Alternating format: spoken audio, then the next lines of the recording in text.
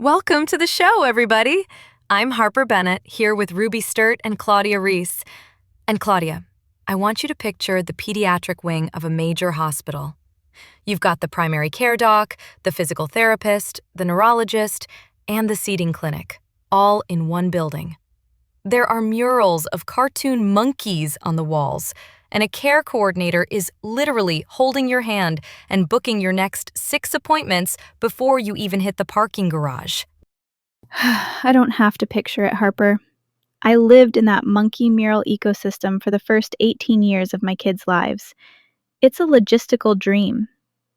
It's an all-inclusive resort for complex care. Right. And then you turn 18, or 21, depending on where you live, and suddenly you are handed a referral slip, shoved out the door into the adult medical system, and told to go find a neurologist whose office is in a strip mall 3 towns over. It is famously called the pediatric cliff, and it's terrifying. The cliff is such a visceral way to describe it. Because you aren't just changing doctors, right?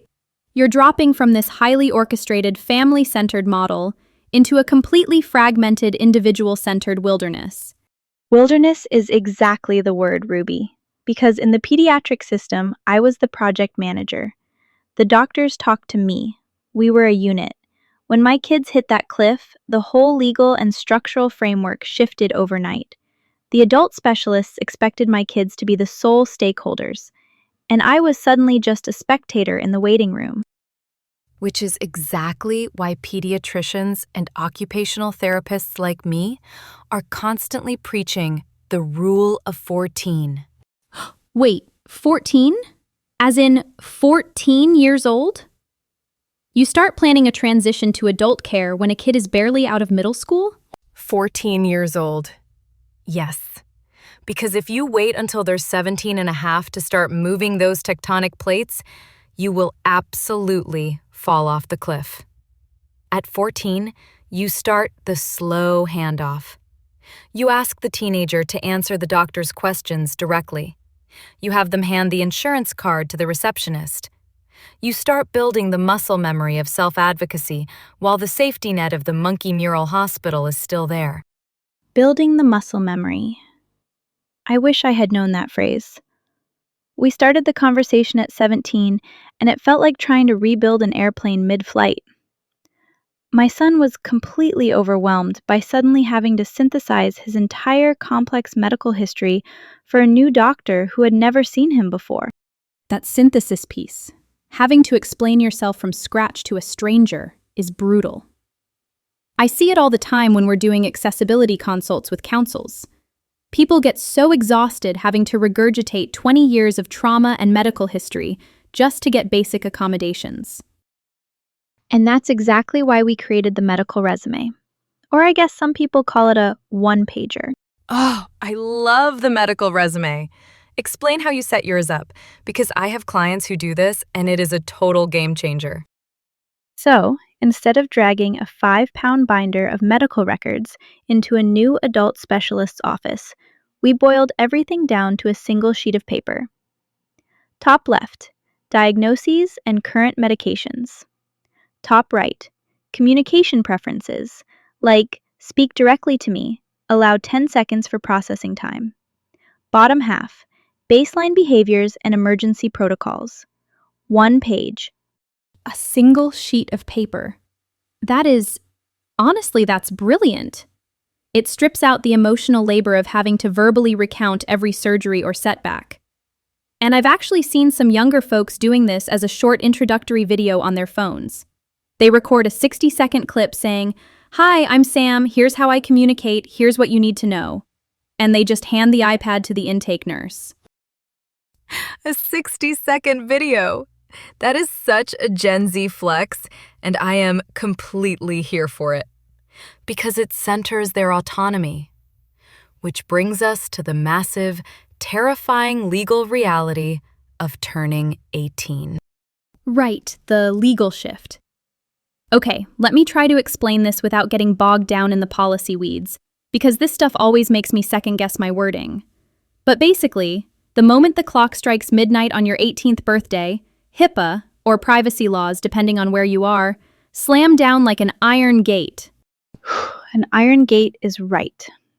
I remember calling the pharmacy on my daughter's 18th birthday to refill a seizure medication I had been refilling for her for a decade, and the pharmacist said, "I'm sorry, I can't speak to you without her explicit authorization on file."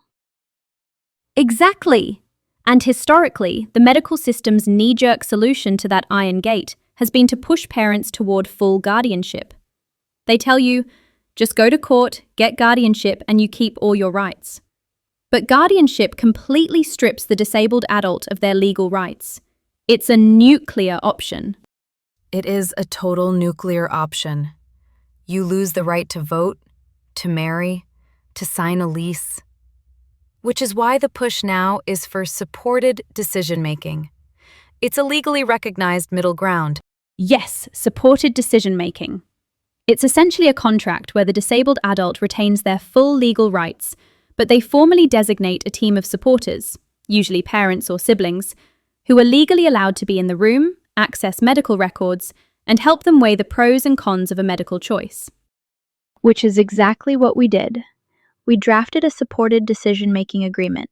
It gave me the logistics access I needed to handle the complex scheduling, but my kids kept their autonomy. It felt like we finally found a way to bridge the cliff instead of just falling off it. Okay, but even with the one-pager and the legal agreements, you still have to actually find an adult doctor who isn't terrible. And as a wheelchair user, I can tell you that finding a disability-literate adult provider is like finding a unicorn that also validates parking. Validated parking is the real miracle there. But how do you actually vet them? Because accessibility on a clinic's website usually just means they have a ramp out front. It doesn't mean they know how to provide neuro-affirming care. I use something I call the waiting room test. Before I ever book a formal appointment with a new specialist, I will literally just go visit their waiting room. Wait, you just show up? Like a covert ops mission? Basically. I roll in and I look around. Is the seating completely bolted to the floor, leaving no space for a wheelchair? Are the fluorescent lights buzzing at a frequency that would send a sensory-sensitive person into an immediate meltdown? And most importantly, how does the front desk staff talk to me? If they talk loudly and slowly, or if they ask the person standing next to me what I need?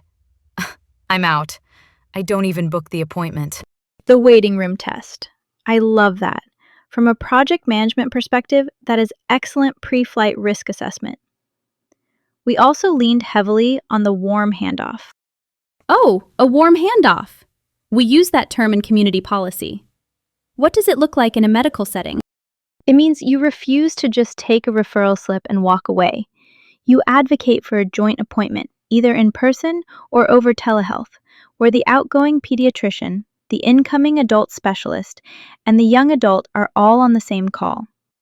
The pediatrician literally introduces the patient to the new doctor and hands over the baton verbally. That changes the entire dynamic. The young adult isn't walking into a cold room with a stranger. They're being introduced by someone they've trusted for 18 years. It makes the medical system feel human again. And I think that's the core of this whole transition, right? It's not just about surviving the logistics. It's about moving from a system where things happen to you as a kid to a space where you actually own your health journey as an adult. Exactly. You might be leaving the monkey murals behind, but you're gaining the pen to write your own story. And maybe a cool 60-second video.